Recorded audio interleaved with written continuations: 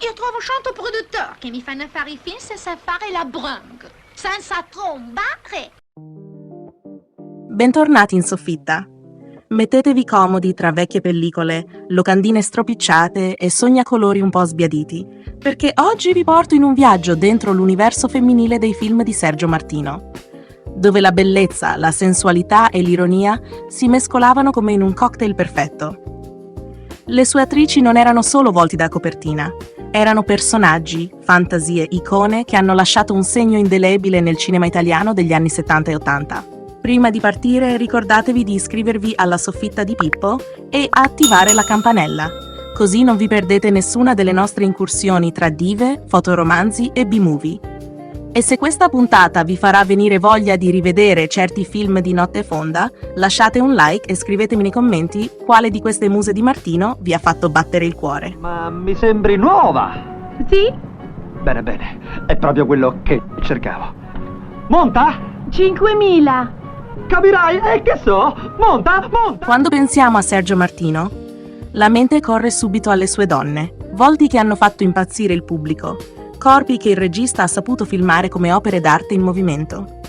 C'era Edwige Fenech, magnetica e irresistibile, con quello sguardo capace di far tremare anche il più compassato ispettore di polizia. Accanto a lei Barbara Bouchet, bionda raffinata dal fascino di ghiaccio, pronta a mandare all'aria ogni certezza con un solo sorriso. E poi Ursula Andress, la dea straniera, splendida e pericolosa, persa tra giungle e rituali misteriosi. Senza dimenticare Susie Kendall, con la sua dolcezza inglese contrapposta al sangue e al desiderio dei thriller più tesi, o Nadia Cassini, vitalità pura e malizia contagiosa. E ancora Anita Strindberg, elegante e fredda, che nei gialli diventa specchio della sensualità che fa paura. Tutte insieme queste donne hanno costruito un vero mosaico di sensualità, ciascuna con il suo stile, ironico, misterioso, elegante o selvaggio. Con Edwige Fenech, Martino ha creato l'immagine perfetta della bellezza anni 70, raffinata, sensuale, pericolosa e ironica allo stesso tempo. In film come Lo strano vizio della signora Ward o Tutti i colori del buio, la Fenech è il cuore pulsante dell'erotismo psicologico. Sguardi che promettono e spaventano, sogni che si trasformano in incubi, lenzuola che diventano trappole. Poi arriva la commedia, e lì Edwige si diverte. In Giovannona Coscialunga, disonorata con onore, o La moglie in vacanza, L'amante in città, mostra un lato più giocoso, con travestimenti, equivoci e doppi sensi che oggi fanno sorridere, ma che all'epoca scaldavano gli schermi italiani. Il suo fascino era un equilibrio perfetto tra ingenuità e malizia, e Martino sapeva come metterlo in scena. A darle il contrappunto ideale c'era Barbara Bouchet, la bionda elegante, la signora di classe che finisce sempre in situazioni scabrose. Nei film a episodi come 40 gradi all'ombra del lenzuolo o Spogliamoci così senza pudor, interpreta donne impeccabili, con tailleur e voce vellutata, che improvvisamente si ritrovano tra lenzuola stropicciate, armadi pieni di amanti e malintesi roventi. Bouchet ha sempre giocato sul filo dell'ironia, fredda e distante all'inizio, irresistibilmente divertita alla fine. E quando sorride, con quello sguardo che finge candore, capisci perché Martino la considerasse perfetta per incarnare la tentazione elegante, quella che non ha bisogno di gridare per conquistare. In Spogliamoci così senza pudor appare insieme a Ursula Andress e Nadia Cassini, a valorizzare il gioco delle bellezze in serie. E poi c'è Ursula Andress, l'icona internazionale che Martino porta nel suo cinema per dargli una dimensione ancora più audace. La ritroviamo nel mezzo della giungla, tra tribù ostili, rituali e pericoli ovunque. Il suo corpo diventa simbolo di un erotismo esotico e pericoloso, legata, cosparsa di colori rituali, circondata dal fuoco e dagli sguardi di una tribù. È una scena di pura tensione erotica e visiva, ma con una forza magnetica che la rende tutt'altro che vittima. Ursula è la dea pagana del cinema di Martino, un mix perfetto di pericolo e desiderio. E come dimenticare Susie Kendall, l'inglesina dagli occhi chiari che in i corpi presentano tracce di violenza carnale, ci mostra un altro tipo di sensualità, quella della paura, della vulnerabilità. Non si spoglia mai completamente, le sue amiche sono più audaci, lei è la ragazza che non dovrebbe essere lì, e proprio per questo il pubblico la ama.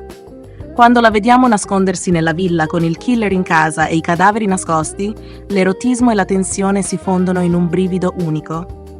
Susie Kendall è la purezza messa a confronto con il caos del desiderio.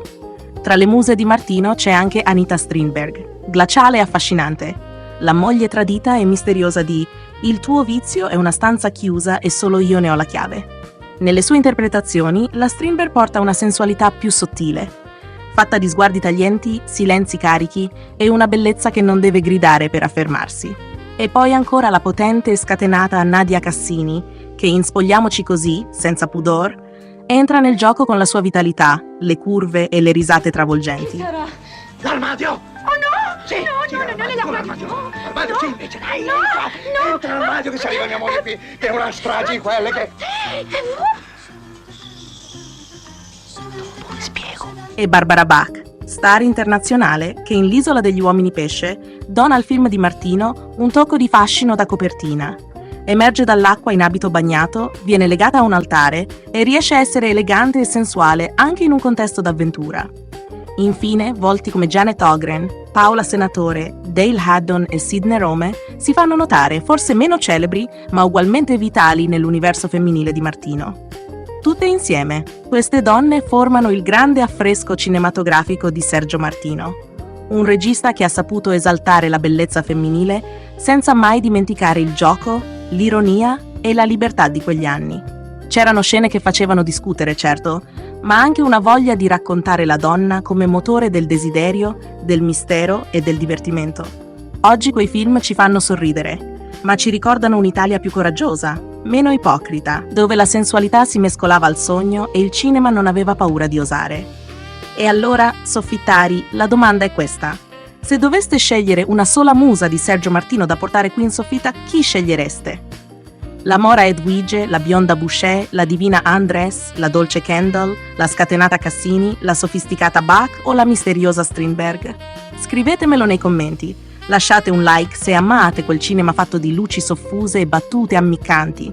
E iscrivetevi subito alla Soffitta di Pippo per non perdervi le prossime puntate dedicate alle dive, ai registi e a quell'Italia che sapeva far sognare. Dalla Soffitta è tutto. Continuate a guardare il mondo con un pizzico di nostalgia e un sorriso furbo, perché il bello del nostro cinema è che non ha mai smesso di farci innamorare.